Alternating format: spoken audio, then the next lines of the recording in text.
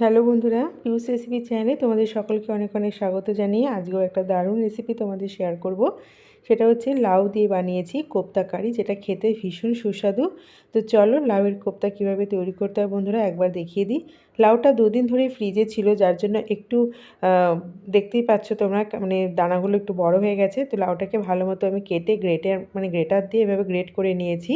আর লাউয়ের মধ্যে যে এক্সট্রা জল তোমরা দেখতে পাচ্ছ, জলটা এভাবে চিপে ফেলে দিতে হবে। জলটা সমেত একদমই রান্না করবে না বন্ধুরা। আমি যে কায়দায় আজকে লাউয়ের কোপ্তাটা বানাচ্ছি ভীষণই সুস্বাদু খেতে, অসাধারণ টেস্ট। তো পুরো ভিডিওটা তোমরা দেখো, ভীষণ ভালো লাগবে।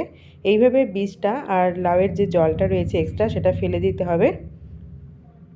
এখন এর মধ্যে আমি কিছু উপকরণ মেশাবো, যেমন দিয়ে দিলাম ঝালের জন্য কাঁচা লঙ্কা কুচি, আর এখানে দিয়ে দেবো আমি বেসন।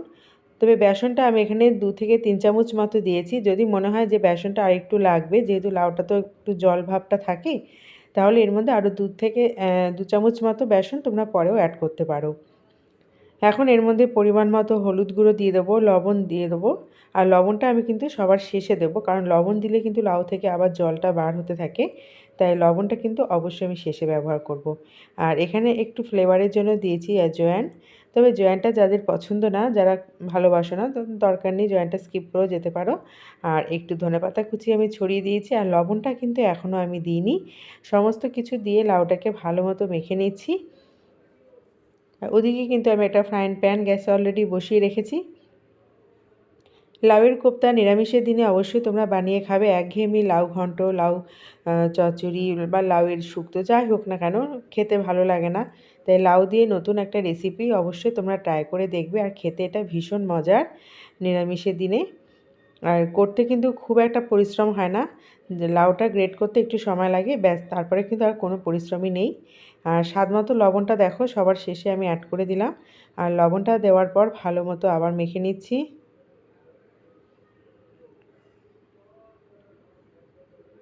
ছোট ছোট করে এরকম বলের আকার করে আমি ভেজে নেব।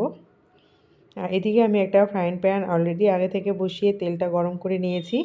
তাই চলো বন্ধুরা পুরো ভিডিওটা দেখো। আর রেসিপিটা তোমাদের ভালো লেগে থাকলে তোমরা কিন্তু অবশ্যই লাইক কমেন্ট শেয়ার করবে। আর অবশ্যই আমার চ্যানেলটিকে তোমরা সাবস্ক্রাইব করে রাখবে। আর পাশে থাকা বেল আইকনটি কিন্তু অন করে রাখবে, যখন আমি নতুন নতুন রেসিপি আপলোড করব তা প্রথম নোটিফিকেশানটাই তোমাদের কাছে পৌঁছে যাবে। আর যে সকল বন্ধুরা ফেসবুক থেকে রেসিপিটা দেখছো, তোমাদের যদি রেসিপিটা ভালো লেগে থাকে তোমরা অবশ্যই লাইক কমেন্ট করবে, শেয়ার করবে বেশি বেশি করে, এবং ফেসবুক পেজটিকেও কিন্তু তোমরা ফলো করে দিও। তো বন্ধুরা দেখো, আমি কিন্তু কোপ্তাগুলো অলরেডি ভাজতে শুরু করে দিয়েছি। আর এই সময় গ্যাসের আঁচটা কিন্তু লো টু মিডিয়ামে রাখতে হবে, মিডিয়াম আছে এটা ভাজতে হবে। আর কোপ্তাগুলো কিন্তু খেতেও খুব ভালো লাগে। তোমরা চাইলে এটা পেঁয়াজ রসুন দিয়েও তৈরি করতে পারো, কিন্তু নিরামিষ সবজিটা মানে খেতে খুব ভালো লাগে। নিরামিষের দিন এই কোপ্তা রান্না করলে ভাত রুটি সব কিছুই কিন্তু ভীষণ ভালো লাগবে।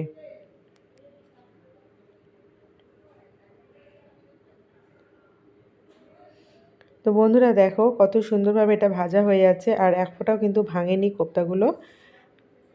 উল্টে পাল্টে ভালো মতো করে বড়ার মতো ভেজে নিতে হবে। চাইলে তোমরা হাতে একটু তেল মাখিয়ে চ্যাপ্টা আকারেও কোপ্তাগুলো তৈরি করতে পারো, আবার এইভাবে গোল গোল বলের আকারেও তৈরি করতে পারো। এখন আমি দিয়ে দিয়েছি ফ্রাইং প্যানের মধ্যে একটু গোটা গরম মশলা ফোড়ন, শুকনো লঙ্কা ফোড়ন, আর কেটে রাখা ডুমো ডুমো করে আলুগুলো আমি তেলের ওপর দিয়ে দিলাম। আর ভালো মতো আলুগুলোকে এখন আমি ভেজে নেব। যে কোনো সবজির ক্ষেত্রে আলুগুলো যদি আগে থেকে ভেজে নেওয়া যায় তাহলে কিন্তু সবজিটাও খুব ভালো হয়। আর এখন মিক্সার জারের মধ্যে একটু আদা আর কাঁচা লঙ্কা নিয়ে নিয়েছি, একটা ফাইন পেস্ট তৈরি করে নিয়েছি। আর এদিকে দেখো আলুর মধ্যে দিয়ে দিলাম স্বাদ মতো লবণ। আর এখন দিয়ে দেবো হলুদ গুঁড়োটাও।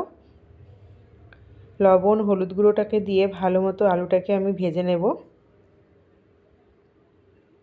আর এখন দিয়ে দিচ্ছি এর মধ্যে জিরের গুঁড়ো, ধনের গুঁড়ো, কাশ্মীরি লঙ্কার গুঁড়ো, আর শুকনো লঙ্কার গুঁড়ো, সমস্ত যা যা গুঁড়ো মশলা আছে সমস্ত কিছু আমার দেওয়া হয়ে গেছে। আর এখন বেটে রাখা যে আদা কাঁচা লঙ্কার একটা পেস্ট বানিয়ে রেখেছিলাম, ওই বেটে রাখা মশলাটাও আমি এর মধ্যে এখন দিয়ে দেবো।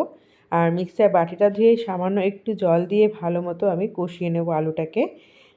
আজকের এই রেসিপিটা খুব ইউনিক রেসিপি বন্ধুরা, তোমরা কিন্তু অবশ্যই একবার বাড়িতে ট্রাই করবে। এটা খেতে ভীষণ ভালো লাগে নিরামিষের দিনে, রুটি পরোটা ভাত সমস্ত কিছুর সাথে এটা খেতে খুব ভালো লাগে।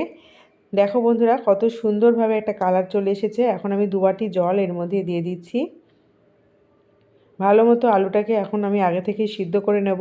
আর কোপ্তাগুলো যেহেতু তৈরি হয়েই আছে, নরম আছে, সেজন্য এখন দেব না। সবার শেষে কোপ্তাটা দিয়ে একটু ঘি অথবা গরম মশলা দিয়ে নামিয়ে নেব। আশা করছি রেসিপিটা তোমাদের খুব ভালো লেগেছে।